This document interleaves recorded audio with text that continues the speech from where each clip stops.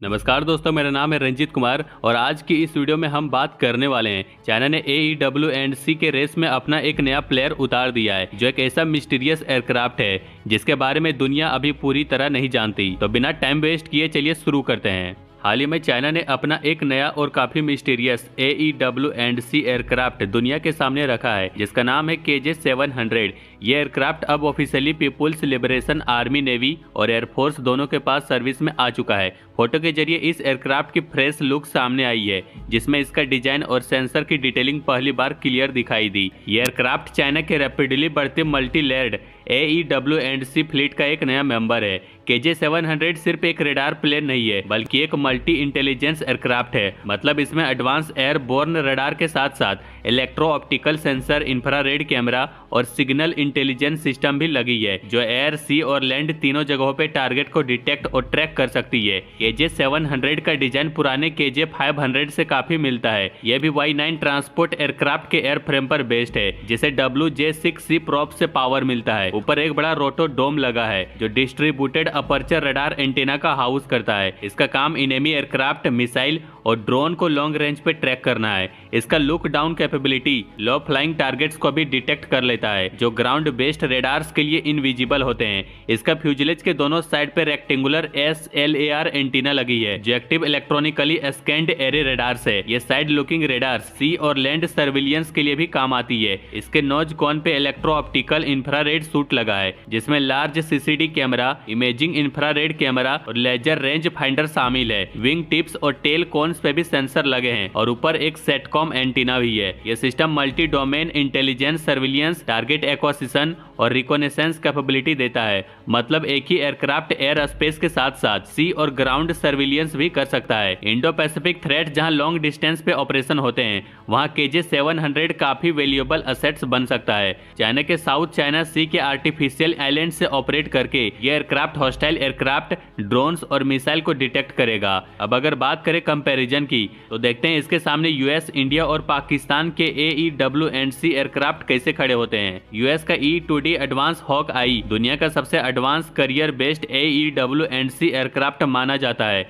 ये नॉर्थरोप ग्रूमन ने बनाया है। इसमें AN/APY-9 AESA रेडार लगा है जो 360 डिग्री कवरेज देता है और फाइटर जेट, क्रूज मिसाइल और स्टेल्थ एयरक्राफ्ट तक डिटेक्ट कर सकता है। E-2D का कॉकपिट भी मॉडर्न ग्लास कॉकपिट है। इसमें एडवांस्ड डेटा लिंक सिस्टम और कोऑपरेटिव इंगेजमेंट कैपेबिलिटी लगी है। यूएस नेवी के एयरक्राफ्ट करियर से ऑपरेट करने के लिए बना ये एयरक्राफ्ट इंडो पैसिफिक में चाइना के खिलाफ एक पावरफुल असेट है। अब इंडिया की बात करें तो Netra AEW&C system Embraer ERJ-145 jet के प्लेटफॉर्म पर बना है। इसमें इंडियन डेवलप AESA रेडार लगा है जो 240 डिग्री कवरेज देता है। रेडार के अलावा इसमें ESM system, secure sitcom link और इलेक्ट्रॉनिक वॉरफेयर सपोर्ट भी है। नेत्रा के रेंज लगभग 250 से 300 किलोमीटर है और इसका काम एयरबोर्न सर्विलियंस के साथ साथ फ्लाइट कंट्रोल, बैटल मैनेजमेंट और अर्ली वार्निंग देना है। इंडिया ने इसे नॉर्थ ईस्ट, वेस्टर्न फ्रंट और मैरीटाइम बाउंड्री पर डिप्लॉय किया है। अब लास्ट में आता है पाकिस्तान का साब 2000 एरेआई। ये प्लेटफॉर्म साब 2000 टर्बो प्रोप एयरक्राफ्ट पर बेस्ड है। इसमें स्वीडन का एरेआई रेडार लगा है। ये 300 से 350 किलोमीटर तक एयर टारगेट डिटेक्ट कर सकता है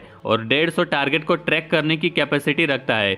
इसमें भी ESM और सेटकॉम सिस्टम लगे हैं। साब एरेआई लाइट वेट और फास्ट डिप्लॉयबल एयरक्राफ्ट है जो पाकिस्तान के लिए, इंडिया और इंटरनल सिक्योरिटी चैलेंज के लिए एक अच्छा सर्विलियंस प्लेटफॉर्म बन गया है। इन सबके कंपैरिजन में चाइना का KJ-700 एक बैलेंस्ड प्लेटफॉर्म है। ये E-2D की तरह करियर बेस्ड तो नहीं है लेकिन मल्टी इंटेलिजेंस कैपेबिलिटी इसे ज्यादा फ्लेक्सिबल बनाती है। इसमें सिर्फ रेडार नहीं बल्कि long range infrared, electro optical system और सिग्नल इंटेलिजेंस भी है। इंडो पैसिफिक में लंबी रेंज पे सी और एयर सर्विलियंस के लिए KJ-700 परफेक्ट है। हालांकि इंडिया अब इस पर काफी तेजी से काम कर रहा है। पेंटागन की लेटेस्ट रिपोर्ट के मुताबिक चाइना ने KJ-500 का प्रोडक्शन भी अग्रेसिवली किया है और एक KJ-500 एरियल रिफ्यूलिंग प्रोब के साथ भी बनाया गया है जिससे ये एयरक्राफ्ट और ज्यादा टाइम तक हवा में रहकर सर्विलियंस दे सकेगा। आज चाइना के पास फिक्स्ड विंग AEW&C एयरक्राफ्ट की गिनती 60 से ज्यादा हो चुकी है। ये सारी डेवलपमेंट दिखाती है कि अब चाइना सिर्फ रेडार सर्विलियंस नहीं कर रहा, बल्कि AEW&C एयरक्राफ्ट को